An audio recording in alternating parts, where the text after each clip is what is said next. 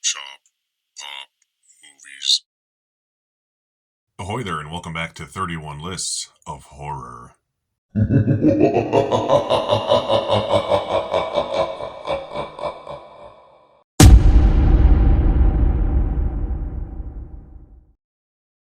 Ahoy there, my name is Derek, the Convicted Cinephile, and if you're a convicted cinephile yourself, please like, share, and subscribe to the channel down below. On my channel, I like to talk, shop, and pop open, that is, movies and physical media. And today is yet another day of recommendations from me to you out of my personal collection. So I have 5 creature features for you. So let's just jump right into it. The first one I have, it has to be mentioned in one of these videos. It could have been in several of these so far, but I'm just going to go with the OG Ridley Scott Alien film. Yes, the original Alien, the one that is a horror movie. And the alien is one of the best creatures ever created in film history. Alien is my favorite of the franchise. A lot of people like Aliens more. I've always preferred Alien. Aliens is a great action horror movie, or sci-fi action movie, I should say. And Alien is a great sci-fi horror movie. So they're two different genres, in my opinion. And, most people would agree, I'm sure. Alien, nice slow burn. We all know the gist of Alien. A crew on the Nostromo is out in space, and they find this planet with a crashed ship on it, and they find these little eggs right here. And let's just say something hatches, and they get a little attached to it, and something else comes out, their bellies. Looks like this, and all hell breaks loose. So it's sort of a slasher creature feature in space, because in space, no one can hear you scream. Alien. It's great. I love it. You've all seen it, I know. But if you haven't, for some strange reason, or if you're like 13 years old and you happen to be watching this for some reason, number 1, go to school. Number 2, watch Alien. The next one on this list is a lot more family friendly. It's one of my wife and kids' favorite movies as well, and it's a PG-13 horror film. Right? But that's because it's a Steven Spielberg production. It's a great one. It's Arachnophobia. And yes, it's about spiders. So if you're squeamish from spiders, I would say maybe don't watch this, or maybe you should watch this and get over it, because it's a movie. It can't hurt you. This California bougie family moves into the sticks, as it were, to become this small town's new doctor, and he can't get any patients because the old doctor that promised to move away is not retiring like he said he would, so they're kind of screwed over. And then all of a sudden, something comes back from a expedition. Something. You can guess what? It starts to take over this town. People start falling ill and dying, and they discover that it is a weird, mysterious new breed of spider. And this stars Jeff Daniels, who's great, and John Goodman, who's hilarious. He's the comic relief, but he's there to save the day. Yeah, it's a great one. It's like, this is a fun watch you could watch with almost any age of person, as long as they're not so terrified by spiders they have to like run out of the room. But my kid loved this movie since he was like 4, and we watch it at least once a year around Halloween time. So if you haven't seen Arachnophobia, it's a great one. Up next is Stan Winston's, the great Stan Winston, who created some of the best effects in film history. We all know Stan Winston, right? Let's not pretend we don't. The only film he ever directed, which is kind of surprising considering it's not half bad. And it has one of the greatest creatures of all time, just like Alien, and that would be Pumpkinhead.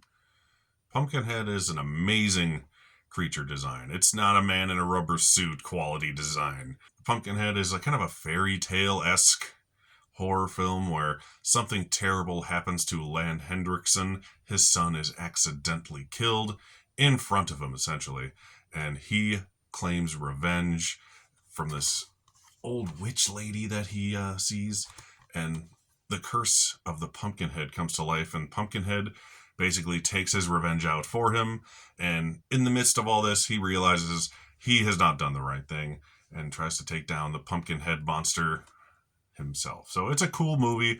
I'm not going to say it's the greatest thing ever made.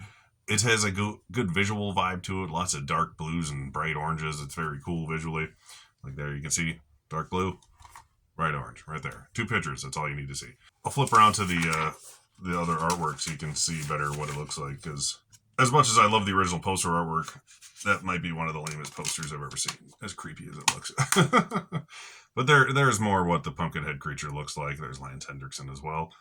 It's a cool movie. If you like creature effects and you have not seen Pumpkinhead, you're missing out on some of the best ever.